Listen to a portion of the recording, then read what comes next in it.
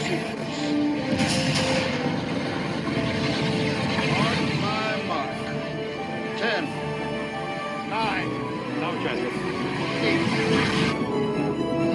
7, 6, 5, 4, 3, 2.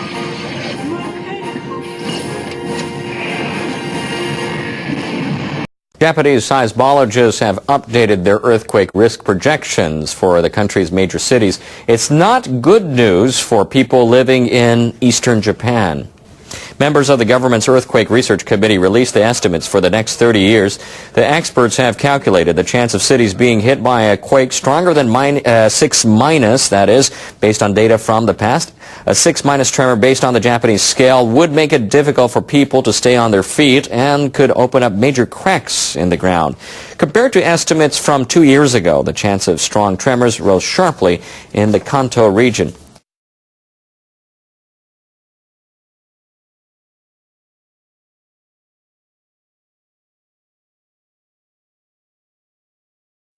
Chiba City now faces a 75% chance of a 6- quake, Yokohama 71%, and Tokyo 23%. Cities with the highest estimated risks are Shizuoka at 89% and Tsu at 87%. Both are in a region considered vulnerable mainly to massive earthquakes originating in the Nankai Trough south of Japan's main island.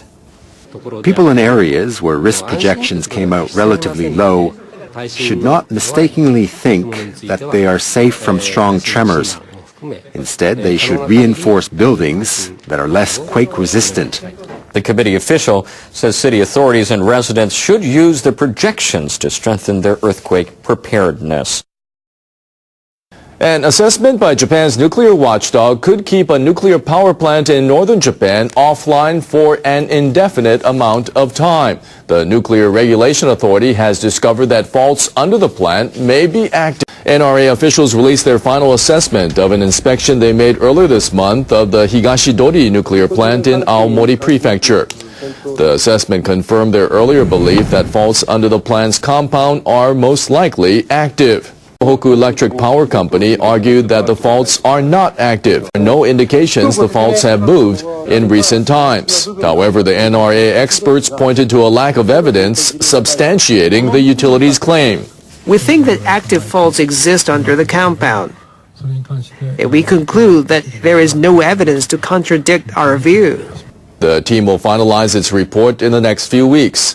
Tohoku Electric will now have to review its anti-quake measures at the plant, taking into account the presence of active faults. This is the second time that active faults have been found under a nuclear power plant in Japan. The territorial issue is just one of many Japan's incoming administration is facing. The Liberal Democrats also need to lay out their energy policy. They want to keep nuclear reactors running despite opposition following the Fukushima accident. That has raised questions about the influence the LDP-led coalition could have on regulators. NHK World's Reiko Sakurai spoke to a top U.S. nuclear regulator who is visiting Japan to attend meetings with Japanese authorities. William Magwood serves as one of 5 commissioners on the U.S. Nuclear Regulatory Commission. Japanese government officials consider his organization an example when they built their new Nuclear Regulatory Authority, or NRA. And what we would like to do is give the new NRA the benefit of the mistakes we've made. We've learned those lessons. We can pass on that experience, and at any time we're... One key lesson Magwood wants to share with Japanese officials is that politics and nuclear regulation don't mix. Independence of a regulatory agency is an essential key to assuring the right kinds of decisions are made, the right kind of nuclear safety processes are put in place. In the United States, NRC is designed to basically ignore entirely the political winds around. If, for example, President Obama had lost the election and Governor Romney had won, it would not have affected our work. NRC officials are reviewing the safety of U.S. nuclear facilities following the Fukushima accident. Magwood says they've learned from what happened there. One lesson involves filters. They absorb radioactive materials when plants are vented. The Fukushima plant didn't have them, so more contamination was able to get out. We've asked the question in our country, should we install filters? This is a way of removing contamination from the exhaust after a nuclear accident. People in Fukushima know it all too well. After the TEPCO nuclear disaster, the quality of medical care has dropped. One example, too many patients and not enough nurses. To remedy this problem, hospitals have begun holding tours for trained nurses from outside the region to encourage them to offer their services. 30 visiting nurses check out hospitals in the nuclear disaster area. They've come from Tokyo, Osaka, and other cities. The nurses are guests of the Fukushima prefecture government. Officials of Omachi General Hospital in Minamisoma City had high hopes for the tour.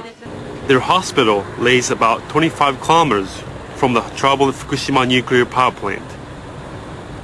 After the nuclear disaster, about 80 of the hospital's 100 nurses left. Most feared radiation. Even though more nurses now work there, they have too many patients. That's because nearby hospitals are still closed. We are barely operating. Several other hospitals have loaned us nurses. It may look like we have plenty of nurses, but the fact is, we're still seriously understaffed. The extra nurses came from outside the prefecture. They play a valuable role in the patient care. Nakajima says environmental issues have long interested her. She knows cities depend on energy from nuclear power plant. So, the nuclear accident shook her. We city people owe a lot to Fukushima. I'd like to do something to help it. The hospital staff explained the state of local medical services. They also said the hospital needs more nurses and stressed job satisfaction. It appears people are gradually forgetting about the disaster and its victims. If any of you wishes to work with us, we'd be grateful. Nakajima spoke about the advantages of working in a rural setting, citing her own experiences. Omachi is a really nice place and offers a stress-free work environment. I'd like to invite you to join us and help us to make it even better. The visiting nurses asked about the job and problems they might face in their daily lives. The mothers of small children were keen to know about the dangers of radiation. I'd be lying if I said I didn't ignore the dangers of radiation. I let my children play outside only briefly. After the briefing, many visiting nurses said they would seriously consider the job offer. I was impressed by how devoted all the staff were, so I want to help them too. We know it's difficult, but we'll continue to call for help. I hope they will return to us someday. If Fukushima is to recover, locals need better medical care. So, the understaffed Omachi Hospital must keep recruiting nurses from around Japan. Here we go. So far, there it is. So far, we have 3 days, 21 hours, 38 minutes, and 43 seconds until December 31st, 2012, 11:59 a.m. Alrighty then. And I'll figure a different way. We'll say January 1st. 0000 hours UTC time. How's that? Alright, 3 days to go before the end of the year. Moving on. Here, let's get rid of this one. Okay.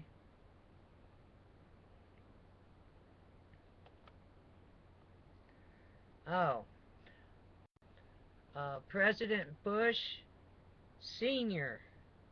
is in the hospital. He went in with some kind of bronchitis back in November, and he is still in the hospital with a high fever. Heads up. moving on. The Extinction Protocol 2012 and beyond. Okay, let's see here.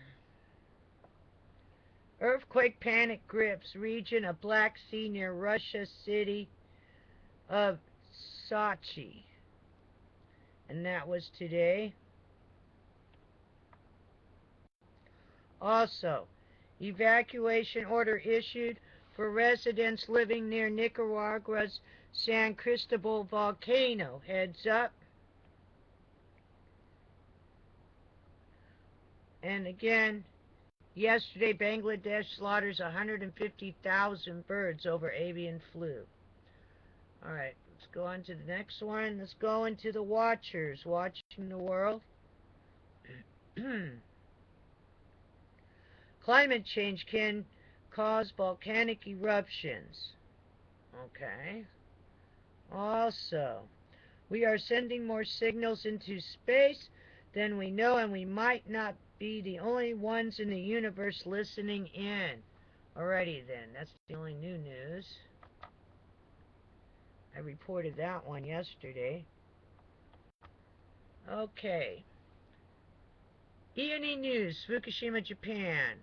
Legal expert in Tokyo, Fukushima perpetrators are escaping responsibility. Victims taking a stand. Also, top blogs feature Fukushima news reports to end. Maybe they mean future. 2012. I think they meant future. Top blogs feature Fukushima news reports to end 2012. Report. Worker says Fukushima Daini, which is different, is the other one. It's not Daiichi. Remember that. Might be getting ready to be restarted. Also, excuse me, Fukushima graveyard with radiation dose of 380 microsieverts per hour. Now, the last one for today. Heads up. Lifetime of radiation poisoning for U.S. rescue workers in Japan during 3/11 disaster. Heads up on that. Wow. And I bet you, the news reporters out there, even though they ran away, they might have been exposed, huh? Think of that one. The rescue workers wasn't there footage taken of some of that by the news reporters? Heads up. Alright. Now, also,